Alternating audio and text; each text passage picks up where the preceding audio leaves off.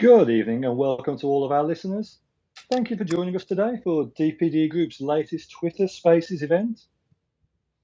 Today we're going to be discussing the topic of air quality, helping you to understand the importance of clean air in your city, the leading causes of air pollution, and to find out what can be done to help improve the quality of air in your local area.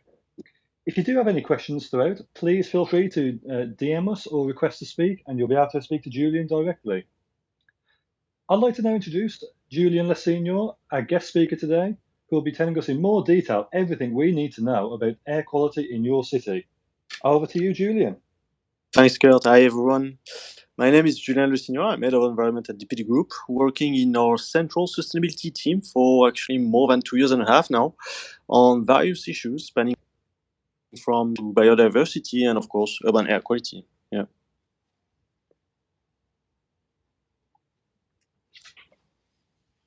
Thank you for joining us today, Julien. It's great to have you with us. To start with, could you give us a little background on what exactly we mean by air quality, how it affects us, and why is air quality so important? Yeah, sure. Air quality is indeed a measure of how clean or polluted the air is.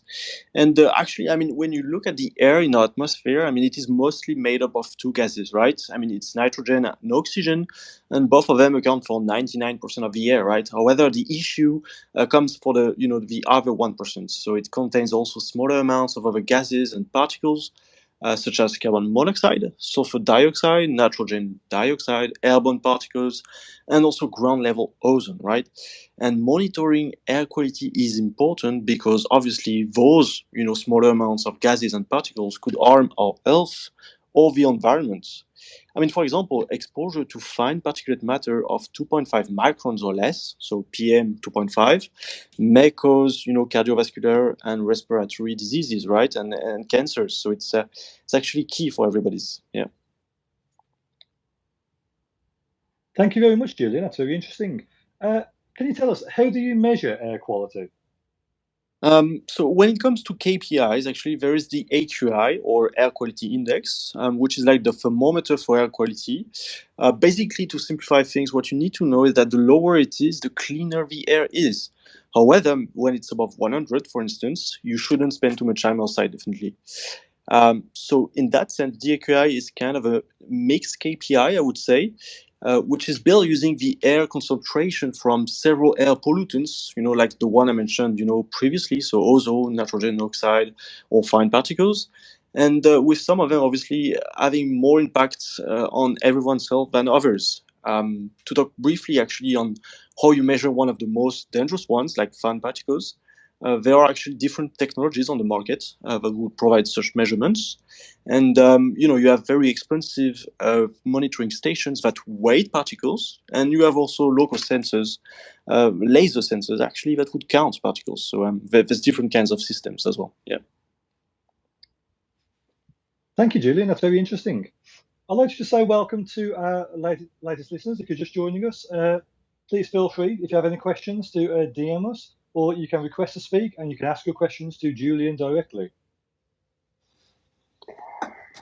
Right, thanks also everyone for coming. And coming back to the topic, Julien, would you be able to tell us a bit more about what are the leading causes for air pollution? Yeah, sure. Well, actually, the main sources of air pollution can vary depending on your location. It's a very local issue. But usually in dense urban areas, the following are the main ones. So let's say you would have domestic heating. So more than half of PM 2.5 emissions are mainly due to burning biomass or burning gas for heating. You have also road transport, of course. So more than half of NOx emissions are actually due to diesel cars, vans, and trucks, traveling within cities.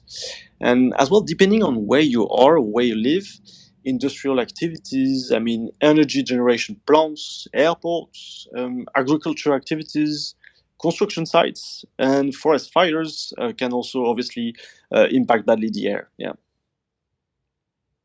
Thank you, Julien. And just following on from that, what are the negative effects of poor air quality on citizens' health?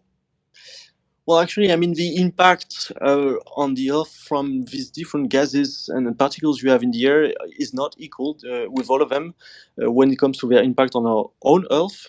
So the most deleterious ones are actually PM 2.5, so very fine particles that actually have the ability to enter in our lungs, in the alveoli, and also in our bloodstream, obviously causing a lot of cardiovascular diseases and lung issues. So these are kind of the main impacts that we see on our health when it comes to bad air quality. Oh, thank you, Julian. There's some very serious effects in that case, definitely. Are there any actions we can all take as individuals to help lessen our own contribution to poor air quality? Yeah, sure, definitely. I mean, we all have a big role to play when it comes to reducing air quality and air pollution in our cities. For instance, I mean, if we take it by leading causes for transport, I mean, we should reduce to the maximum our use of the car, for instance, and prioritizing, I would say, public transport, walking or cycling networks in cities. Small and shared electric vehicles, which are becoming more and more available lately, would be viable options too, of course, for everybody and every day, I guess, urban mobility needs. But when it comes to eating, obviously, lowering the temperature at home, improving insulation, shifting also to cleaner eating technologies are also very good practices, I guess. And last, maybe but not least, something we maybe usually do not think about is the impact of our waste management habits. Most of the waste would be incinerated, right, in the suburban areas of our cities, and obviously incineration has quite an impact on air quality. So reducing waste or better sorting it would actually have a positive impact on air quality as well. Thanks, Julian. That's very interesting. To be honest, it's I imagine that in a lot of countries in Europe this year we will be trying to save as much as possible on heating. So hopefully that's better for the environment.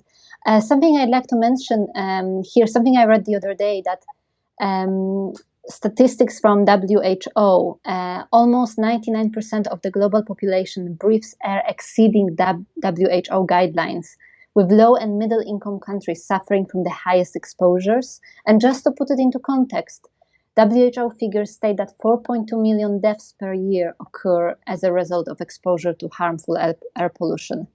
And that's a bit worrying, actually, if you ask me. Thank you, Sarah. Yes, some very concerning statistics there indeed.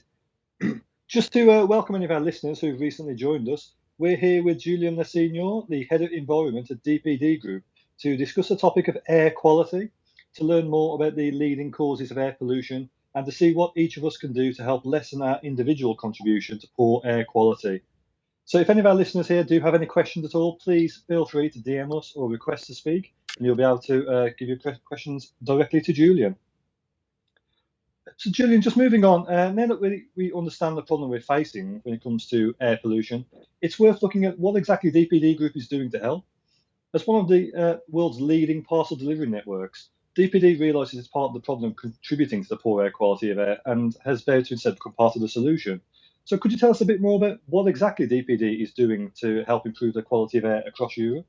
Of course, and I think I would like to highlight two main projects we have at DPDgroup. The first one being actually acknowledging the fact that obviously we have lots and lots of vehicles, right, traveling within cities of Europe. And one of our key engagement within DPDgroup is actually to decarbonize and operate a low emission only fleet in 350 cities by 2025. And those 350 cities, of course, are the largest ones all over Europe. And it involves actually the deployment of more than 15,000 vehicles, low emission vehicles, deployed in our fleet. So it's quite a significant scope. So that's one, actually, doing our part and our fair share when it comes to reducing our own emissions of air pollution within our fleet.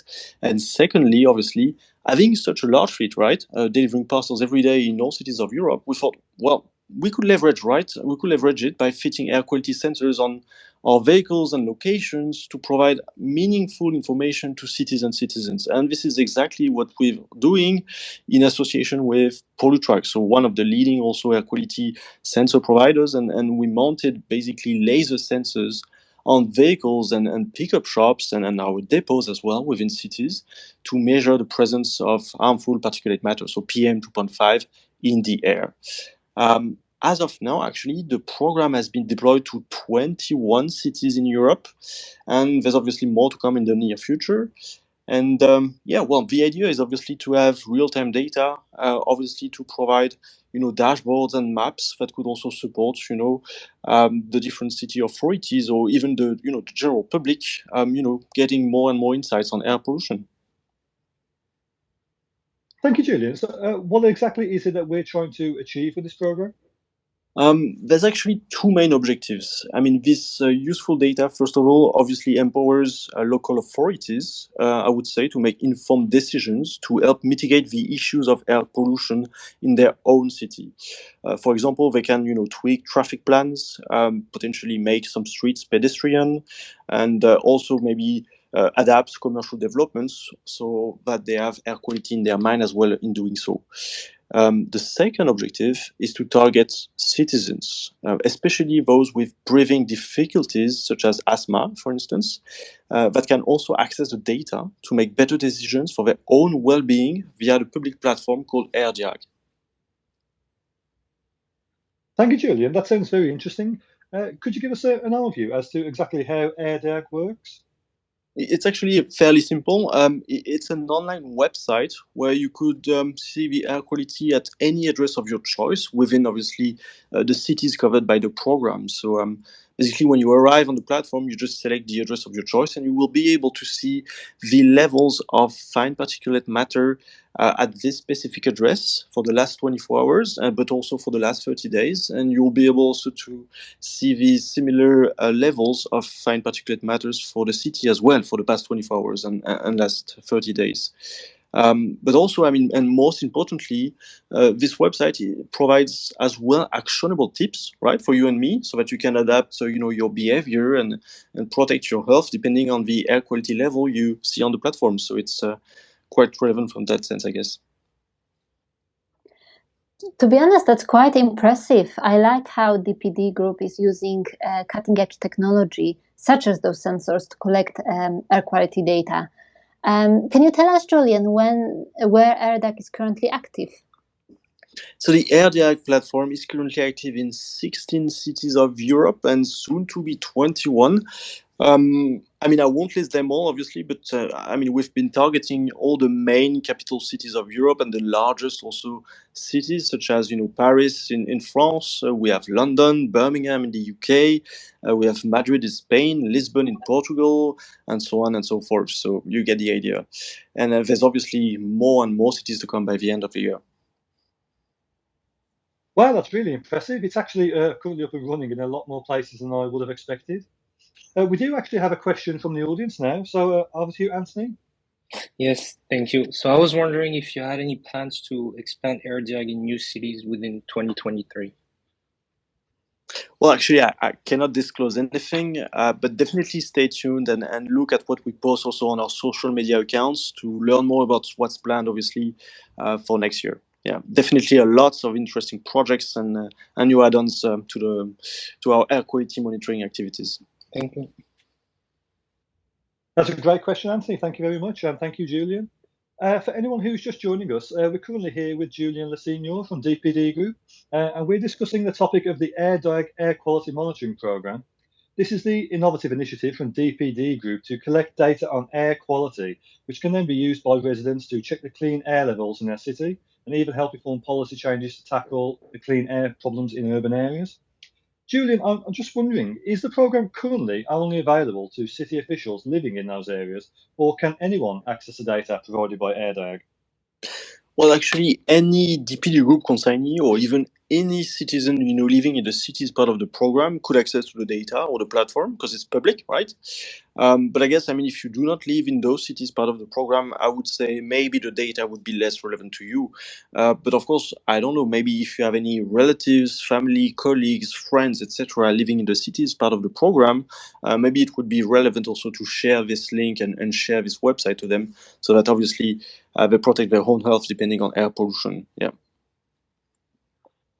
That's good to know. I'm thinking that especially it's important, I think, if someone goes abroad and on holidays, that they would be able to check what's the air quality in that particular city they're going to, so they can sort of prepare whether, it's safe to run outside and so on. So if any of our listeners want to try Airdag for themselves, we will be sharing the link to find out more about it on our Twitter feed straight after Spaces this evening.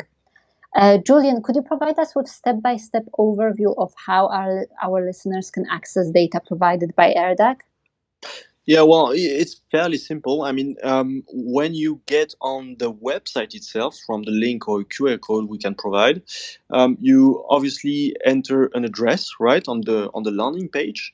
Could be your address, could be any address actually, and you click on search, right, and then obviously you get on another page where you'll be able to collect all the different results. As I mentioned, the air quality levels at your own address, but also the averages, within the city itself, and you'll be able as well to see kind of a heat map of the air quality index in the surroundings of your address. So quite interesting also to look at what's happening in your neighborhood as well.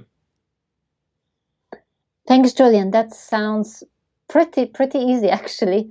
I'd like to just take a moment and mention to our listeners that Airdag is currently free for the first 12 months.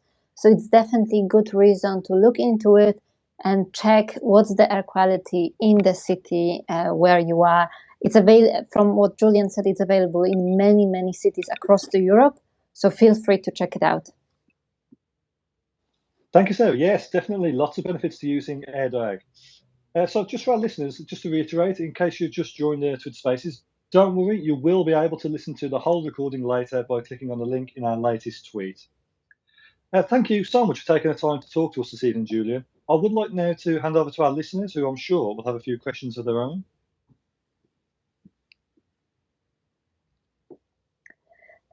There is actually one question that I've noticed popped up in our DM. Julien, can you tell us what else is DPD doing to reduce their own contribution to pollution? Yeah, for sure. So there is actually one large program that I mentioned earlier when it comes to actually operating a low emission fleet within 350 cities of Europe by 2025. That's one of our flagship program, of course, whereby obviously we'll reduce by a lot, our own contribution to pollution, whereby we will operate a lot more electric vehicles and as well cargo bikes within city centers. So but that's one key aspect, but also obviously we contribute to air pollution also with our heavy duty trucks, right? Running between our different depots and hubs. And we're also working heavily on those trucks so that we can, either operate low emission alternatives or make sure we operate, the latest technologies like Euro 6 trucks to make sure so we reduce the amount of air pollution emitted per kilometer traveled. Yeah. Thank you, Julien. We've just had one question pop up here from one of our listeners asking, how accurate is the data provided by Airdag? That's a very relevant question that we get also very often. Actually, the data and the system works by combining the data from both fixed stations on locations and also mobile sensors. And the fixed stations are actually more precise than the mobile one because they fit, 3 different sensors in triple redundancy that are actually providing accurate data. And the thing is, when you have a mobile sensor passing nearby a fixed station, there is a quality check, a quality control actually happening between those two sensors. And if the data from the mobile sensor is too far off, the data from the fixed station, we will exclude the data from the mobile sensor in all our dashboards, reportings, and obviously the Airdag, so that we conserve and keep, I would say, a very high level of accuracy and quality of the data. This time, I have questions from me. Out of curiosity, actually, you've seen the data from all over Europe. Can you tell us which cities are the worst in terms of their pollution, and perhaps which cities have pretty good levels? That's a good question. there's obviously a lot of different factors to take into account when it comes to, obviously looking at the air pollution within a city. It's obviously, changing over the year. Obviously, in winter, we may have more pollution than in summer. But let's say in general, we see that, cities located on the seaside, like for instance, Dublin or Lisbon, tend to have lower air pollution levels than, cities within the continent. And one of the main reasons is these are windy regions, and the wind has actually kind of a cleaning effect, whereby it would sweep out all the fine particles from the city by having the wind, right? So it's actually, from this perspective, very interesting to observe those kind of differences.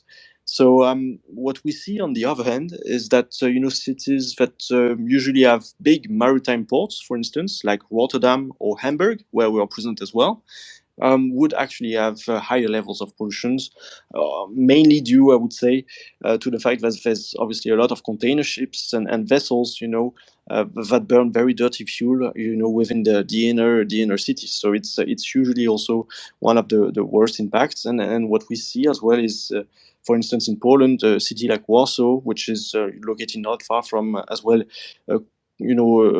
energy generation plants that works, with coal. Usually, we see that this city tend to have a higher level of pollution than other cities within Europe. So it's kind of a mixture of different elements, whether you have, industrial activities, agriculture, or, energy generation plants, or even ports, etc., that can obviously lead to this higher level of pollution. Thanks, Julien. I'll definitely bear that in mind before my next travel. We actually have a now question from Christopher. Chris, over to you. Hello, thank you. Julien, hi. I had a question. You've spoken about, different cities, I think maybe just in general, citing them. I was interested if you had like one specific case you could share about one city in Europe where, like a success story or a specific case study where you've worked with organizations and locally. Yeah, sure. Actually, I mentioned Lisbon. Lisbon is a great example where we've been able to collaborate directly with city authorities there and also provide data so that they can better design, I would say, their low emission zones, right, within the inner center of Lisbon. So that's one, I guess, of the key examples of great collaboration between, companies and also city authorities, whereby obviously, data access leading to, informed decisions and obviously improvements of quality of life also for the citizens of a city. So yeah, I think the design of this low emission zones is a great success, and I think a great case study I wanted to highlight. Thank you, Julien. Just a question of my own actually now. Can I use Airdag outside of my own town, or is it only available in cities? Well, yeah, I think it's better if it's only available in the cities part of the program, because this is where we have the data, obviously. So if you live in town or an area where we do not monitor the air quality, obviously this will be less relevant to you. But of course, I mean, I don't know, if you want to plan your next city trip, for instance, in Paris or Madrid, of course, do please, check the different surroundings of the city to potentially book the right hotel in the right area where obviously you have the lowest amount of fine particles in the city. So you can definitely use it as well, but for different purposes, I guess. That's definitely good to know, Julien. It's very, very useful. Someone just asked, where can we find out more about Airdag? Well, there's actually different sources of information you could use to learn more about what we do. I think the main one would be our own website, right? DPDgroup.com, where, within the sustainability section, we have a dedicated page on air quality where you would find, all sorts of information and updates on what we do. There's also a brochure on the air quality monitoring program you can download from our website, so that obviously you get more details on the program. And I think last but not least, the sustainability report from 2021 that was released in May earlier this year is also a very good source of information to learn more about not only our air quality monitoring program, actually, but also what we do within our sustainability team as a whole. Yeah. That's really good to know. Thank you very much for that, Julian. I would like now just to say a huge thank you to you, Julian, as well as to all of our listeners for joining us today. If you would like to listen to the recording later, you can simply click on the link in our latest tweet, as well as visiting our YouTube channel. And to find out more about Airdag, please feel free to get in touch with either DPD Group, or you can feel free to DM Julian directly on Twitter to find out more. Thank you very much again to Julian and all of our listeners today. Thanks for joining us, and I hope everyone has a great evening. Thanks, everyone. Have a great evening.